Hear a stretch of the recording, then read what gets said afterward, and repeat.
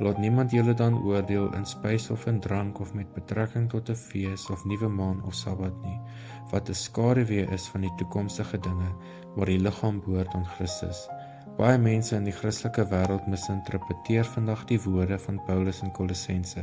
Hulle gebruik dit om die 4de gebod van God tot niet te maak, maar die skrif selfs weerspreek hierdie dwaling.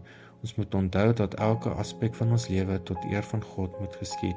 1 Korintiërs 10 vers 31 sê vir ons, of julle dan eet of drink of enigiets doen, doen alles tot verheerliking van God. Om Kolossense 2 vers 16 tot 18 te verstaan, moet ons onderskei neem tussen twee stelsels. Die seremoniële sabbate en dienste, soos die jaarlikse feesdae, was tydelike instellings wat slegs na die sondeval ingestel is, as skaduwees wat na Christus gewys het. En die Sabbat in die 10 gebooie, wat egter nie 'n seremoniële wet of 'n menslike tradisie is nie, maar 'n morele gebod van God, wat reeds by die skepping gegee is, lang voordat sonde die wêreld binnegekom het. Dit is deur God selfs geheilig as 'n ewige instelling. Genesis 2 vers 3 sê vir ons, en God het die 7de dag geseën en dit geheilig, omdat hy daarop gerus het van al sy werk, wat God geskape het deur dit te maak. By Sinai het God hierdie heilige instelling herbevestig aan Moses en die Israeliete, met 'n bevel wat vandag nog weer klink. Exodus 20 vers 8 tot 10 sê vir ons, gedenk die Sabbatdag dat jy dit heilig. 6 dae moet jy arbei en al jou werk doen, maar die 7de dag is die Sabbat van die Here jou God, dan mag jy geen werk doen nie.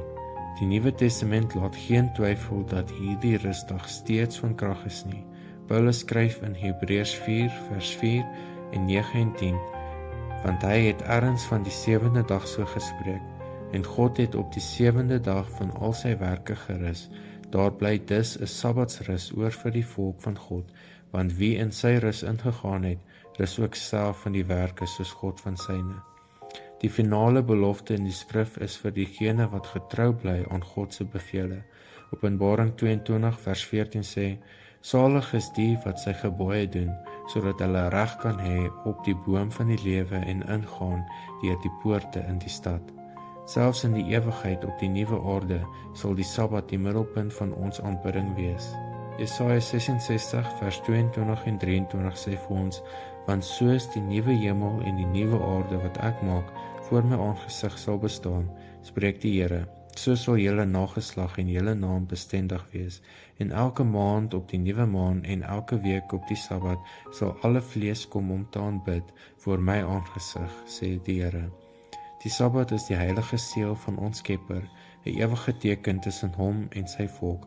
Dit is 'n dag van heilige rus en onwrikbare lojaliteit aan die koning van die heelal. Indien u meer wil weet oor onderwerpe soos die en baie meer, besoek ons gerus by Spring 7de Dag Adventiste Kerk.